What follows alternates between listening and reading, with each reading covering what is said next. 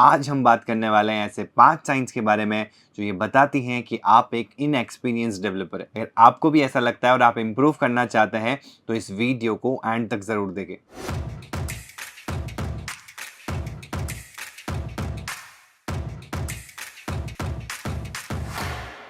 आज की मार्केट में 2 तरह के डेवलपर्स देखने को मिल जाते हैं। पहला डेवलपर जो प्रॉपर एक गाइडेंस को फॉलो करके, प्रॉपर डॉक्यूमेंटेशन को फॉलो करके, प्रॉपर ट्रेनिंग को फॉलो करके, प्रोजेक्ट्स बना के कंपनी में प्लेस होके और एक्सपीरियंस को गेन करता हुआ अपने ग्रोथ को अचीव करता है। सेकंड टाइप ऑफ डेवलपर वो होता है जो प्रॉपर ट्रेनिंग नहीं ले पाता, प्रॉपर गाइडेंस नहीं ले पाता, खुद से पढ़ के, खुद से नेट पे इतने सारे रिसोर्सेज मिल जाते हैं, उनको सीख के, समझ के और अपने आप को ग्रो करता है। किसी भी एक प्रोग्रामिंग लैंग्वेज में प्रोजेक्ट्स बनाता है, प्रोजेक्ट्स बिल्ड करता है, कंपनी में प्लेस हो जाता है एंड ये दोनों एक ही टेबल पे आ जाते हैं। तो यहाँ पे ऑब्वियसली बात है कि जिसने एक प्रॉपर प्रोसेस को फॉलो किया होगा, उसके पास में उसका जो कोडिंग स्टाइल होगा, उसका way of approaching the problem, उसका प्रॉब्लम सॉल्विंग, उसकी क्वालिटी ऑफ प्रोजेक्ट्स, बहुत सारे फैक्टर्स हैं जो इस पर्टिकुलर डेवलपर से कहीं ज़्यादा अच्छे होंगे उसी सेम ड्यूरेशन के अंदर। और ये कुछ ऐसे साइंस हैं जो हमको देखने को मिल जाता है जिससे हमको पता लग जाता है कि या तो ये इनएक्सपीरियंस है या फिर ये सेल्फ टॉट डेवलपर है। तो अगर आप भी इस कैटेगरी में आते हैं, आपको स्किल का आइडिया है, आपको प्रोजेक्ट का आइडिया, बट कुछ ऐसी मिस्टेक्स आप रिपीटेडली कर रहे हैं, तो इन चीज़ों को, इन साइंस को कैसे हटाया जा सकता है। तो सबसे पहला साइन जो मैं इन एक्सपीरियंस डेवलपर में देखता हूँ, जिससे मुझे पता चलता है कि ये थोड़ा सा एक्सपीरियंस कम है, इसको भले इसके पास में 10 प्रोजेक्ट्स होंगे या भले इसके पास में 5 साल का एक्सपीरियंस होगा, but I am thinking that this particular thing he और शी मस्ट हैव एंड वो उसके पास में नहीं है, which is only focusing on the result. मतलब पूरा का पूरा जो फोकस है ना, वो उस प्रोजेक्ट को बिल्ड करने में, कि प्रोजेक्ट को बिल्ड करके इसको कैसे मार्केट में गो लाइव कर दिया जाए, एंड रिजल्ट आ जाए और इसको डिप्लॉय कर दिया जाए मार्केट में। नहीं, एक जो एक्सपीरियंस डेवलपर होता है वो पूरे प्रोसेस का प्लान बनाता है, प्रोसेस पे फोकस करता है, चीज़ों को राइट डाउन करता है कि इस पर्टिकुलर मॉड्यूल को जब हम बिल्ड करेंगे तो इसका क्या सेट ऑफ इंप्लीमेंटेशंस होंगे, स्टेप बाय स्टेप किन चीज़ों को हैंडल करना होगा और किस तरीके से हैंडल करना होगा, कोड को इस पर्टिकुलर जगह पे लिखते हुए किस आर्किटेक्चर को फॉलो करना होगा,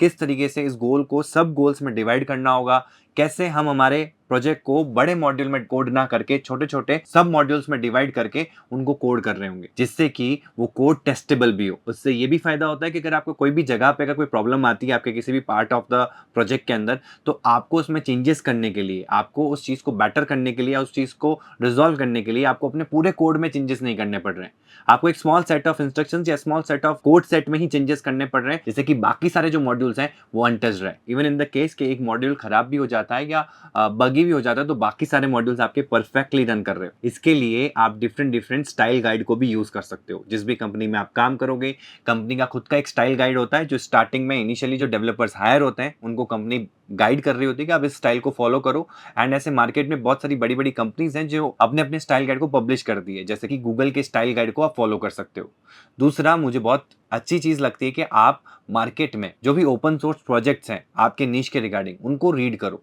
उनको स्टडी करो, उन्होंने उसमें कैसे कोड कर रखा है, किस तरीके से उस चीज़ को डिप्लॉय कर रखा है। यार ये सेम चीज़ मैंने अपने कोड में लगाई और यही सेम चीज़ इस एक्सपीरियंस बंदे ने अपने कोड में लगाई, तो इसने क्या अलग किया या क्या बेटर किया जिसको मैं सीख के मैं अपने कोड को भी इंप्रूव कर सकता हूँ। तो ये चीज़ बहुत इंपॉर्टेंट है। दिस इज अ साइन कि आप बहुत लर्निंग स्टेजेस में हो और आपका ये एडेप्शन जो होगा वो आपको एक एक्सपीरियंस डेवलपर की कैटेगरी में स्टैंड आउट कर देगा। नेक्स्ट, मैं बहुत लोगों को देखता हूँ कि वो मार्केट में जो लैंग्वेजेस आ रही है उनसे बहुत ज़्यादा इन्फ्लुएंस हो जाते हैं, कि कोई मार्केट में लैंग्वेज बूम कर रही है या ये लैंग्वेज बहुत ज़्यादा पॉपुलर हो चुकी है, तो वो हर नई नई लैंग्वेज को ट्राई करना स्टार्ट कर देते हैं। और जैसे उनको लगता है कि this is good to go and market में इसकी डिमांड है, तो वो जो पुरानी और कोर लैंग्वेजेस होते हैं उनको ड्रॉप आउट कर देते हैं। तो ऐसा नहीं करना है। आपकी एक लैंग्वेज तो ऐसी होनी चाहिए जिसमें आपको 100% डिटेल में उसका एक्सपीरियंस हो। बाकी सारी चीज़ें जो मार्केट में बूम कर रही है उसका आइडिया होना बहुत ज़रूरी है। इसमें आप टी अप्रोच को फॉलो कर सकते हो, जिसमें कि एक में आपकी डेप्थ नॉलेज हो और बाकी सारी चीज़ें जो मार्केट में चल रही है उनका थोड़ा थोड़ा आपको आइडिया रहना चाहिए, क्या चल रहा है, कैसे चल रहा है, किस तरीके से होगा। बट डिटेल में आपको एक चीज बहुत अच्छे से आनी चाहिए। जैसे कि ब्रूस ली ने भी कहा है कि मुझे उससे डर नहीं लगता जिसको 10,000 डिफरेंट डिफरेंट किक्स आती है, मुझे उससे ज्यादा डर लगता है जिसने एक किक के टेक्निक को 10,000 बार प्रैक्टिस कर रखी है। तो master one particular thing and you must have the knowledge of certain things circulating around you. तो वो चीज़ों का आइडिया होना भी ज़रूरी है। आपके फील्ड में ये चीज़ बहुत इंपॉर्टेंट है कि आपको आपके सराउंडिंग में क्या चीज़ें चल रही है उनका एक बेस आइडिया होना चाहिए। बट इतना जल्दी स्विच होने की भी आपको रिक्वायरमेंट नहीं है। और अगर आप मार्केट में देखोगे ना, तो जो कोर लैंग्वेजेस होती हैं, जो पुरानी लैंग्वेजेस होती है, उनका कम्युनिटी सपोर्ट सबसे ज़्यादा होता है। वो ज़्यादा स्टेबल होती है क्योंकि वो इतने टाइम से मार्केट में है। तो इसलिए कभी भी ऐसा नहीं होगा कि कोई भी प्रोग्रामिंग लैंग्वेज किसी नई प्रोग्रामिंग लैंग्वेज के आने की वजह से या टेक्नोलॉजी या फ्रेमवर्क की आने की वजह से वो ऑब्सोल्यूट हो जाएगी। हो सकता है आने वाले टाइम में हो in near 5 to 10 years, but वो एकदम से नहीं होगी कि आज आया और आपको लग रहा है कि आज ही मुझे ये मूव करना चाहिए। नहीं, उसमें आप अपने आप को कंफ्यूज स्टेट में ले आओगे, जहाँ पे इस चीज़ की आपको नॉलेज मिल रही थी उसको आपने छोड़ के कोई ऐसी चीज़ पे चले गए जो हो सकता है थोड़ा सा अनरियलिस्टिक हो सकता है थोड़ा अनस्टेबल हो, एंड एक टाइम के बाद में आपको वापस अपने नीश में आना पड़े और फिर वो एक्सपीरियंस वापस से जीरो से आपको बिल्ड करना पड़े। तो हमेशा अपने पास अपनी जो कोर लैंग्वेज का इंप्लीमेंटेशन है वो हमेशा उसके साथ में रखो, उसके साइड बाय साइड आप चीज़ों को सीखते रहो, एक्सप्लोर करते रहो, जिन चीज़ों में ज़्यादा टाइम देना है देते रहो, बट एक पर्टिकुलर फ्रेमवर्क या टेक्नोलॉजी या प्रोग्रामिंग लैंग्वेज से स्टक रहो। मल्टीपल चीज़ों को ग्रैब करने की कोशिश मत करो कि मार्केट में ये चीज़ें चल रही है तो मैं उन सारी चीज़ों को कर लेता हूँ। ये चीज़ मैं इसलिए भी बोल रहा हूँ कि मार्केट में एआई का बहुत ज़्यादा एयर सर्कुलेट हो रहा है कि एआई डेवलपर्स की जॉब ले लेगा, एआई डेवलपर्स को रिप्लेस कर देगा। आपको इन सारे नॉइजेस से इफेक्ट होने की ज़रूरत नहीं है। आप उसकी एक्चुअल चीज़ को जानने की कोशिश जब करोगे ना तो आपको पता चलेगा कि एज सच कुछ भी नहीं है। एज सच मेन प्रॉब्लम जो है वो ये है कि एआई के आने के बाद में जो इनिशियल लेवल जॉब्स हैं, जो फ्रेशर लेवल जॉब्स हैं, वो मार्केट में कम हो जाएगी और मार्केट में उन लोगों की डिमांड ज़्यादा हो जाएगी जो प्रोडक्टिविटी को इंक्रीज कर रहे हो, जो एआई टूल्स को ज़्यादा बेटर यूज़ कर रहे हो। तो अभी से आप मार्केट में कोई भी चीज़ सीखो तो उसमें इस चीज़ का ज़रूर फोकस करो कि इस पर्टिकुलर टेक्नोलॉजी फ्रेमवर्क या प्रोग्रामिंग लैंग्वेज को सीखते वक्त मैं कौन सा एआई टूल को यूज़ करते हुए इसमें अपनी प्रोडक्टिविटी को इंक्रीज कर सकता हूँ। अगर वो चीज़ आपने अपने करिकुलम में ऐड कर लिया, it will be next to impossible for AI to replace you. हाँ, अगर आप बेसिक तरीके से जा रहे हो, आप एआई टूल्स को यूज़ नहीं करते हो, कोर फंडामेंटल आपका बहुत स्ट्रांग है और आप सोचते हो कि आने वाले टाइम में आपको ये पर्टिकुलर रिप्लेस कर देगा, तो माइट भी चांसेस है कि आप रिप्लेस हो जाओ। बट अगर आपके पास में अच्छा खासा एक्सपीरियंस है, आपके ऊपर कंपनी डिपेंड करती है, आप majority of the code company में लिख रहे होते हो या पर्टिकुलर टीम को लीड कर रहे होते हो या आपके पास में सुपरविजन है एआई टूल्स को यूज करने का, तो you need not to worry. और इसी से एक और पॉइंट आता है, don't focus on many things. मतलब आपको कंपनी में आप काम कर रहे हो, आप अपना जॉब रोल कर रहे हो, किसी ने ये टास्क दिया कि यार ये टास्क कर लेना, आप उसके लिए भी यस मैं ये टास्क भी कर लूंगा, फिर किसी ने और ने बोला कि यार ये वाला प्रॉब्लम आ रही है, आप इसको भी डील कर लो। नो, आपको स्ट्रिक्टली गोल ओरिएंटेड होना चाहिए, क्योंकि देखो अगर तो आप मल्टीटास्क करो तो बहुत अच्छी बात है, वो एक एक्सपीरियंस, एक अच्छा खासा एक्सपीरियंस होने के बाद में आ सकता है जहाँ पे आप चीज़ों को लीड कर सकते हो। बट अगर आप इनिशियल स्टेजेस में हो, और ये बहुत इंपॉर्टेंट साइन होता है कि इनिशियल स्टेजेस में लोग क्या करते हैं to gain the importance in the company, वो बहुत सारी चीज़ें एट अ टाइम ले लेते हैं। ये भी काम कर रहे होते हैं, वो भी काम कर रहे होते हैं, ये प्रोजेक्ट में ये पर्टिकुलर मॉड्यूल भी कर लिया, उसने बोला ये भी कर लिया, तो उनको ऐसा लगता है कि अगर मैं सब चीज़ में अपना इनपुट दूंगा तो आई वुड बी लाइक कि मैं सबसे इंपॉर्टेंट पर्सन होगा इन द कंपनी। नहीं, ये इनिशियल स्टेजेस में लेने की जरूरत नहीं है आपको। इस वजह से क्या होगा कि आप बहुत सारी डेडलाइंस को मिस आउट कर रहे होंगे, आप कोई भी टास्क टाइम पे कंप्लीट नहीं कर रहे होंगे, जिससे ओवरऑल आपका जो रेपुटेशन है वो डाउन होता हुआ जाएगा। इस वजह से आपकी मार्केट वैल्यू डाउन हो सकती है। तो मेक श्योर करो कि जो आपने अभी टास्क ले रखा है, जिसकी आपने डेडलाइन फिक्स कर रखी है,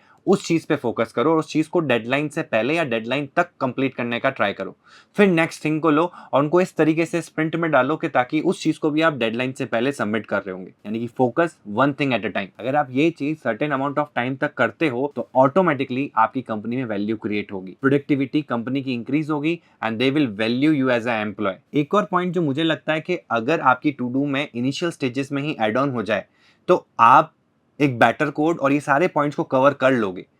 एंड जिससे कि आप एक इनएक्सपीरियंस डेवलपर की कैटेगरी में नहीं आओगे। एंड वो पॉइंट है creating your own project, making value. Yes, market में जब हम कोई भी प्रोग्रामिंग लैंग्वेज को सीख रहे होते हैं तो हम मार्केट में जो गिने चुने प्रोजेक्ट्स सारे लोग डेवलप कर रहे होते हैं टू मास्टर दैट स्किल। जैसे कि अगर डेटाबेस पे कर रहे हो तो to do app, notes app, expense app. अगर आप सेम चीज फायरबेस के साथ कर रहे हो या एपीआई के साथ कर रहे हो तो चैट एप्लीकेशन या ई कॉमर्स एप्लीकेशन। तो मैं ये नहीं कह रहा कि ये एप्लीकेशन इंपॉर्टेंट नहीं है, ये बिल्कुल इंपॉर्टेंट है और ये सारी चीजें, ये सारी एप्लीकेशन तो बननी ही चाहिए। बट इसके अलावा भी make some time to create your own application. और जब आप उस चीज को बिल्ड कर रहे होंगे एज योर ओन, तो आपको कई सारी चीजें मार्केट में खुद से सीखनी पड़ेगी। तो जब उन चीजों को आप इंप्लीमेंट कर रहे होंगे तो वो क्रूशियल पॉइंट जो आपने लर्निंग के टाइम मिस आउट कर दिए हैं वो सारे भी आपके टिक मार्क हो जाएंगे। एंड जब एक प्रोजेक्ट अपना होता है ना तो आपके पास में कोई यूज केसेस नहीं होते, आपके पास में कोई टाइमलाइन नहीं होता है कि मार्केट में ये प्रोडक्ट है, इसको देख देख के आपने बना लिया, मार्केट में यूट्यूब पे ये चैनल है,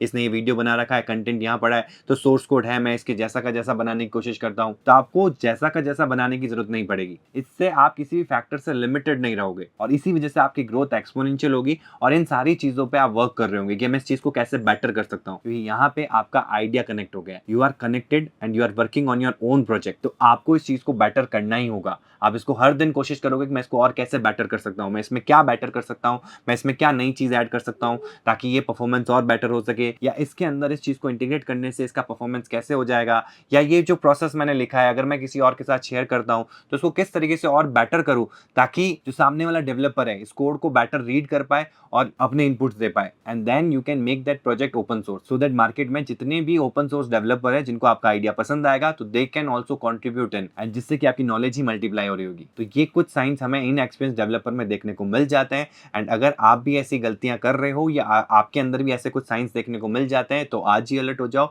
और इन साइंस को रिजॉल्व करो, इन चीजों को रिजॉल्व करो, and by adapting this suggestions be a experience developer and a master in your field. तो आई होप ये वीडियो आपको हेल्प करेगा एक इन एक्सपीरियंस डेवलपर बनने से, एंड अगर आपको ये हेल्प करता है आज आपने कुछ नया सीखा एंड कुछ यूजफुल सीखा, अपनी नॉलेज को इंक्रीज किया, तो do give us a like. और अगर अभी तक आपने हमारे YouTube चैनल को सब्सक्राइब नहीं किया है तो do subscribe our YouTube channel, and इस वीडियो को शेयर करना मत भूलना अपने फ्रेंड्स, कलीग्स, अपने टीम मेंबर्स, जिनको भी आप इनडायरेक्टली इंप्लाई करना चाहते हो कि आपको भी एक्सपीरियंस डेवलपर बनना चाहिए, ये साइंस आपके अंदर तो नहीं है, या अगर है तो आप इसको कैसे रिजॉल्व कर सकते हो, तो उन सभी के पास में ये वीडियो पहुंच जाना चाहिए सो दैट वो भी अपने फील्ड में एक्सेल कर सके और एक अच्छी जॉब लाइफ को एक्सपीरियंस कर रहे हो। और ऐसे ही टैक रिलेटेड इंफॉर्मेटिव वीडियोस के लिए स्टे ट्यून।